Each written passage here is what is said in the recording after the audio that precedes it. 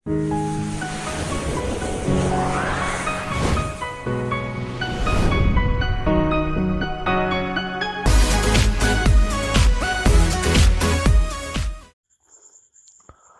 viewers, welcome to our channel Excel English Zone.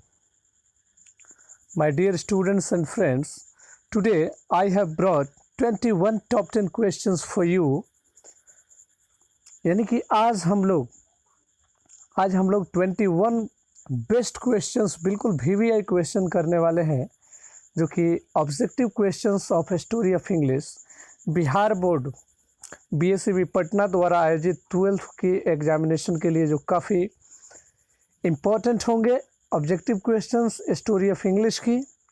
इसमें आज हम लोग 21 क्वेश्चंस करेंगे, जो कि लेटेस्ट पैटर्न बिल्कुल बिहार बोर्ड की लेटेस्ट पैटर्न पर बेस्ड ऑन होंगे, जो आपके इंटरमीडिएट में IA, ICOM तथा ISC के लिए बेहद महत्वपूर्ण। तो बिल्कुल आप वीडियोस में अंत तक बने रहें। इस वीडियो लेक्चर में मैं 21 क्वेश्चंस कराऊंगा, जो कि 4 चैप्टर यानी कि कुल 11 चैप्टर्स पढ़ने हैं स्टोरी ऑफ इंग्लिश में। उसमें से मैं 4 चैप्टर्स का बहुत ही बहुमूल्य VVI क्वेश्चंस मैं करवाने वाला हूं। तो आइए शुरू करते हैं। माय डियर स्टूडेंट्स, पहला क्वेश्चंस, जी हाँ, फर्स्ट क्वेश्चन सबसे पहले चैप्टर नंबर 1, पहला चैप्टर का नाम है how English began. How English began, English की शुरुआत कैसे हुई, यह चैप्टर का नाम है।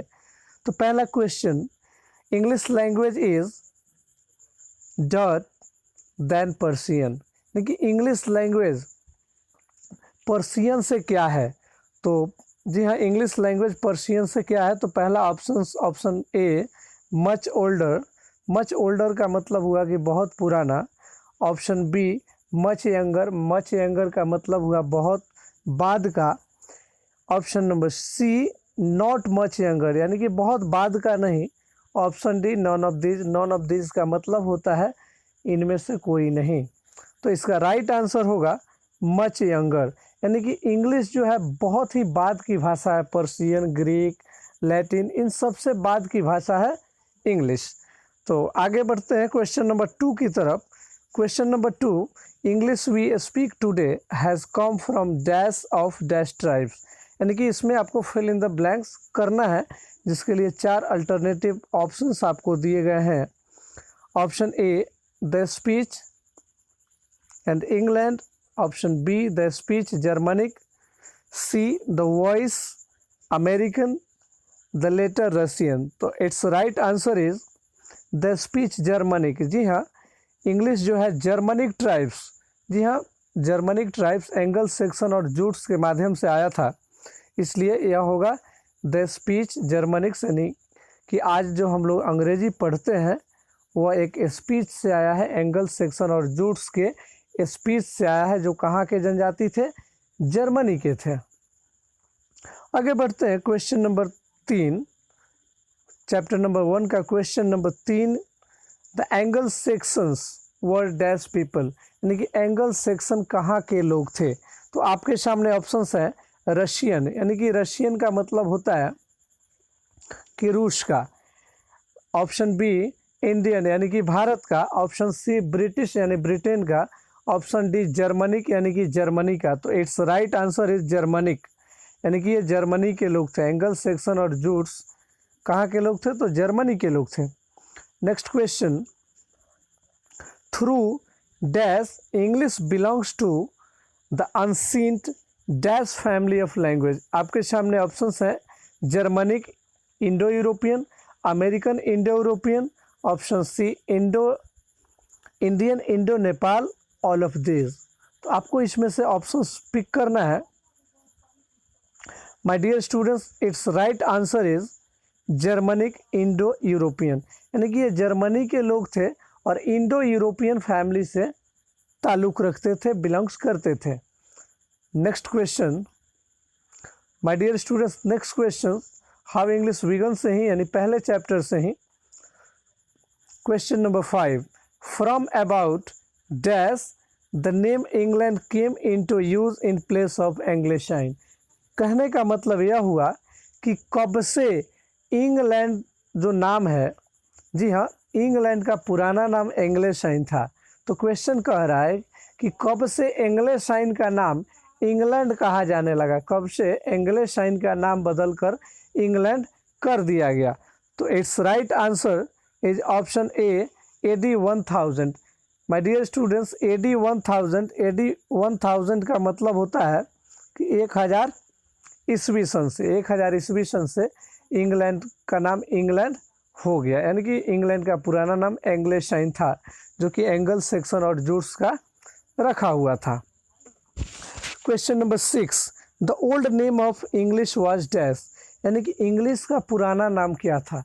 माय डियर स्टूडेंट्स, सबसे पहले in the 5th century Angle Saxon and Jutes invaded on England, सबसे पहले 5वीं शताब्दी में एंगल सेक्शन और जूट्स इंग्लैंड पर हमला करते हैं, हमला करके वहाँ के देश का नाम एंग्लेसाइन देते हैं तथा भाषा का नाम इंग्लिश देते हैं। तो आपके सामने ऑप्शंस हैं Englishes, Anglo English, English, none of this. तो it's right answer is option number C, English. जी हाँ, इंग्लिश सबसे पहले नाम दिया गया इंग्लिश। माय डियर स्टूडेंट्स, ध्यान देंगे, इंग्लिश का नाम दिया गया जो कि इंग्लिश का पुराना नाम है। आगे हम लोग बढ़ते हैं क्वेश्चन नंबर 7। यह क्वेश्चन नंबर 7 जो कि chapter 2 English down the ages, English down the ages अंग्रेजी का जो क्रम है, यानी कि उसका जो एज है, जैसे कि आप पढ़े होंगे ओल्ड इंग्लिश, मिडिल इंग्लिश और मॉडर्न इंग्लिश, उसका जो एज बढ़ता गया काल, वो किस प्रकार बढ़ा उसको हम लोग जानते हैं। तो क्वेश्चन नंबर 7 चैप्टर नंबर 2 से लिया गया है। Which language is spoken by the maximum number of the people all over the world. It means कौन सी भाषा दुनिया के सबसे ज़्यादा लोगों द्वारा बोली जाती है, कौन सी भाषा दुनिया के सबसे ज़्यादा लोगों के द्वारा बोली जाती है। तो इसका ऑप्शन है option A English, B Chinese Mandarin, C Latin, D Persian. तो इसका सही answer, it's right answer is Chinese Mandarin. जी हाँ, चाइनीज़ मंदारिन एक ऐसी भाषा है जो वर्ल्ड के सबसे ज़्यादा लोगों के द्वारा बोली जाती है। Next question, question number 8, which language is spoken by the maximum number of countries all over the world, यानी कि कौन सी भाषा दुनिया के सबसे ज़्यादा देशों द्वारा बोली जाती है। जी हाँ, कौन सी भाषा दुनिया के सबसे ज़्यादा देशों द्वारा बोली जाती है। तो आपके सामने ऑप्शंस हैं इंग्लिश, जापानीज़, हिंदी और चाइनीज़। तो it's right answer is Chinese. माफ़ कीजिएगा, इसका चाइनीज़ आंसर नहीं होगा, क्योंकि सबसे ज़्यादातर देशों द्वारा बोले जाने वाली भाषा इंग्लिश है। दोनों में अंतर आप समझ लेंगे, क्योंकि इंग्लिश सबसे ज़्यादा देशों में बोली जाती है और चाइनीज़ भाषा जो मंदारिन है वो सबसे ज़्यादा लोगों द्वारा बोली जाती है। इसलिए इसमें कन्फ्यूजन आमतौर पर बच्चों में हो जाता है। इसलिए इस कन्फ्यूजन को बिल्कुल क्लियर करें कि चाइनीज़ भाषा मंदारिन वर्ल्ड के सबसे ज़्यादा लोगों के द्वारा बोली जाती है और इंग्लिश वर्ल्ड के सबसे ज़्यादा देशों द्वारा बोली जाती है। Next question, question number 9, which of the following is the period of Old English. जी हाँ, निम्न में से कौन सा पीरियड ओल्ड इंग्लिश का पीरियड रहा है, निम्न में से कौन सा पीरियड ओल्ड इंग्लिश का पीरियड रहा है। माय डियर स्टूडेंट्स, इंग्लिश के 3 पीरियड रहे हैं, एक जो कि ओल्ड इंग्लिश रहा है, दूसरा मिडिल इंग्लिश और तीसरा मॉडर्न इंग्लिश।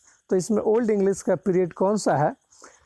पहला AD 449 to AD 1066, AD 1150 to AD 1500। इसका मतलब ये हुआ, AD का मतलब एनो डोमिनी, एनो डोमिनी। जी हाँ, इसको लिखते हैं ANNO डोमिनी, DOMINI। तो एनो डोमिनी का मतलब होता है ईस्वी सन। My dear students, Anno Domini का मतलब होता है ईस्वी सन।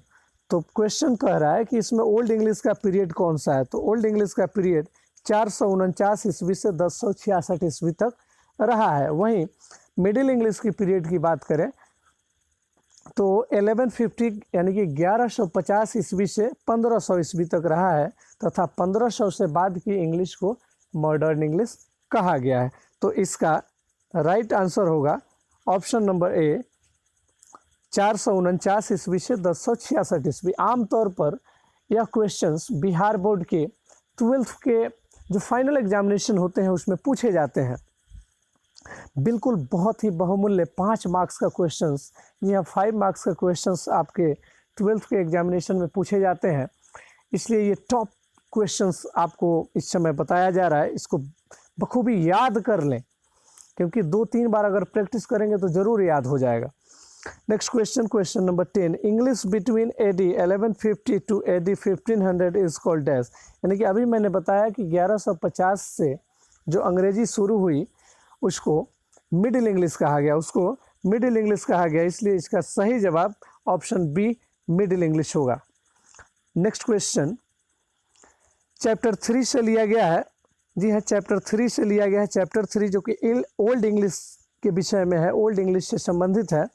तो पहला क्वेश्चन हम लोग उसका देख रहे हैं, यानी कि question number 11, the period Old English began from. यानी कि ओल्ड इंग्लिश की शुरुआत कब से हुई?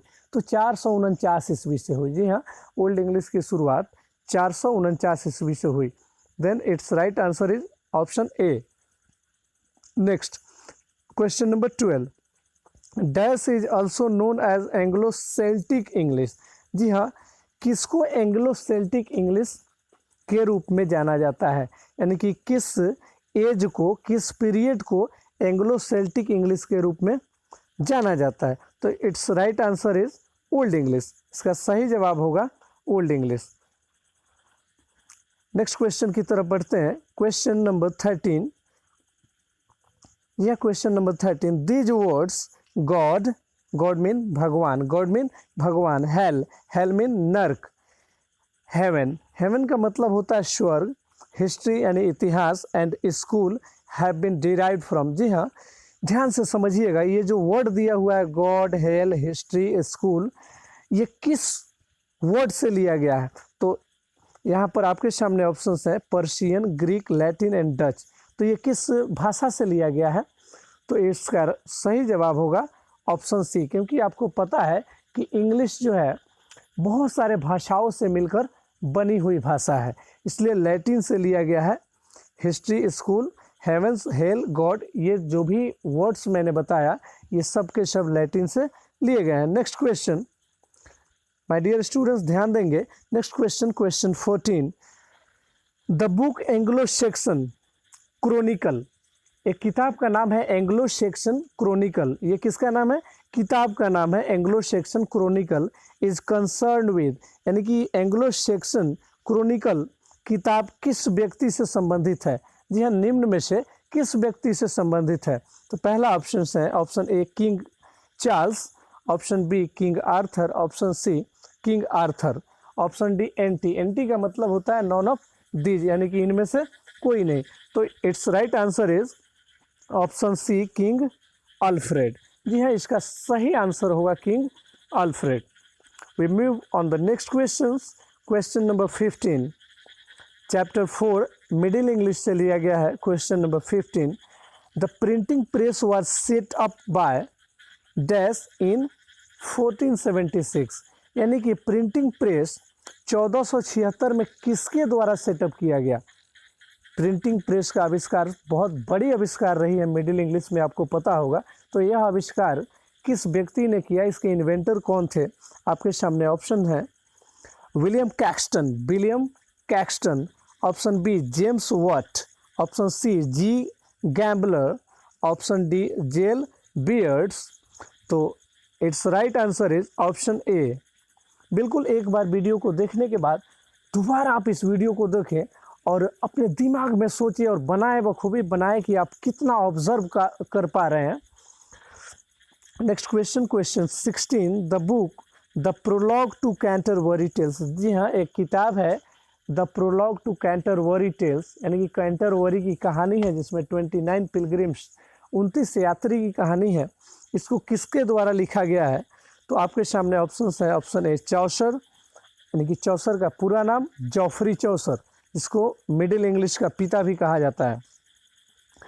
नेक्स्ट लैंगलैंड, सी में वाइक्लिफ, जी हाँ सी में वाइक्लिफ, डी में गोवर। वाइक्लिफ के बारे में मैं बता दूं, इन्होंने बाइबिल का, जी हाँ, जो वाइक्लिफ है, वाइक्लिफ जो ऑप्शन नंबर सी में दिया हुआ है, वाइक्लिफ ने बाइबिल का इंग्लिश में अनुवाद किया था, उन्होंने इंग्लिश में ट्रांसलेट किया था। तो इसका सही जवाब होगा the prologue to Canterbury Tales. William नहीं होगा बल्कि चौसर, जी हाँ, जॉफरी चौसर के द्वारा लिखा गया, जॉफरी चौसर के द्वारा। Joffrey Chaucer is also regarded as the father of Middle English. We move on the next question. Question number 17. The great vowel shift is concerned with, my dear students, ध्यान देंगे, बिल्कुल listening and learning mode में आ जाइए। बहुत ही VVI questions ये हो रहे हैं जो कि इंटरमीडिएट के लिए तीनों फैकल्टी में, आर्ट्स हो, साइंस हो या कॉमर्स के स्टूडेंट्स हो, सबके लिए बेहद महत्वपूर्ण। द ग्रेट ओवर शिफ्ट, जी हाँ, the great over shift is concern with, तो यहाँ पर थोड़ी सी मिसप्रिंटिंग है, द ग्रेट वॉवेल, जी हाँ, इसका सही होगा the great vowel, VOWEL, the great vowel, the great vowel, my dear students, the great vowel, इसका सही होगा VOWEL, VOWEL, the great vowel shift.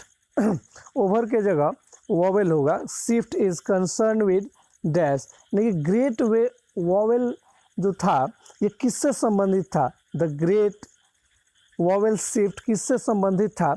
आपके सामने ऑप्शंस हैं old English, middle English, modern English और नॉन ऑफ दीज। तो it's right answer is Middle English. Great vowel middle English से संबंधित था। जी ये क्वेश्चंस प्रीवियस एग्जामिनेशन में पूछे गए हैं, बोर्ड एग्जामिनेशन में पूछे गए हैं। बिल्कुल ये जितने भी क्वेश्चंस मैं बता रहा हूँ सब नए जो पैटर्न अप्लाई हुए हैं उस पर आधारित है। Next question, question number 18। AD 1150 to AD 1500 English is called dash, यानी कि 1150। माय डियर स्टूडेंट्स, 1150 ईस्वी से 1500 ईस्वी तक की जो अंग्रेजी चली, उस पीरियड को क्या कहा जाता है, उस पीरियड को क्या कहा जाता है। तो इसका सही जवाब होगा Middle English. Its right answer is Middle English. Next question, question number 19 से लिया गया है। The major dialects of Middle English are, यानी कि मिडिल इंग्लिश के कुछ डायलेक्ट्स थे, कुछ डायलेक्ट्स थे। वो डायलेक्ट्स क्या थे? जी हाँ, डायलेक्ट्स होते हैं जैसे किसी भी लैंग्वेज में, जैसे तीनों पीरियड में देखा जाए तो कुछ मेजर डायलेक्ट्स थे जिसके आधार पर भाषा को संशोधित किया जाता था। तो पहला डायलेक्ट्स का पहला ऑप्शन है Northern and Southern, option B East Midland and West Midland, option C Kentish, option D all of these. तो इसका सही जवाब होगा ऑल ऑफ दीज, यानी कि ये जितने भी ऑप्शंस आप देख पा रहे हैं ये सब के सब डायलेक्ट्स मिडिल इंग्लिश में मौजूद थे। Next question, question number 20। Question number 20 हम देखेंगे, whose works are the major source of Middle English grammar, vocabulary and pronunciation, यानी कि किसका काम, किस राइटर का ऐसा कार्य जो इंग्लिश ग्रामर, वोकैबुलरी यानी कि इंग्लिश में जो शब्दांश है वो, और प्रोनाउंसिएशन यानी कि उच्चारण के रूप में जाना जाता है, मेजर सोर्स के रूप में जाना जाता है। यानी कि मिडिल इंग्लिश में ग्रामर पर जोर और वोकैबुलरी पर जोर और प्रोनाउंसिएशन पर जोर किस राइटर के द्वारा दिया गया। तो आपके सामने ऑप्शंस हैं लैंगलैंड, चौसर, वाइक्लिफ और डी में एंटी, यानी कि नॉन ऑफ दीज। तो इसका सही जवाब होगा Geoffrey Chaucer, option number B is the right answer. We move on the next question, question number 21 and the final question of this series, the Bible। जी हाँ, the Bible मैं आपको बता दूं कि ईसाई धर्म का पवित्र ग्रंथ, जैसे कि हिंदू का आप ले लें महाभारत, जैसा कि आप मुस्लिम धर्म का ले लें कुरान, उसी तरीके से क्रिश्चियन में ईसाई धर्म का पवित्र ग्रंथ बाइबल होता है। तो बाइबल का ट्रांसलेशन, जी हाँ, बाइबल को अंग्रेजी में सबसे पहले किसने ट्रांसलेट किया था? तो इसका सही जवाब होगा Wycliffe. Its right answer is Wycliffe. My dear students, बिल्कुल ये 21 VVI क्वेश्चंस हम लोगों ने किया। आई होप आप लोगों को बहुत बढ़िया लगा होगा। कितना अच्छा लगा इसका कमेंट बॉक्स में आप कमेंट जरूर करें और इस वीडियो लेक्चर से संबंधित कोई भी सलाह सुझाव हो आप ज़रूर कमेंट करके हमें बताएं और इस वीडियो को लाइक करें, शेयर करें और सब्सक्राइब करें। I hope you got this point and अगले वीडियो के साथ हम फिर मिलते हैं। तब तक के लिए आप अपना ख्याल रखें। जय हिंद।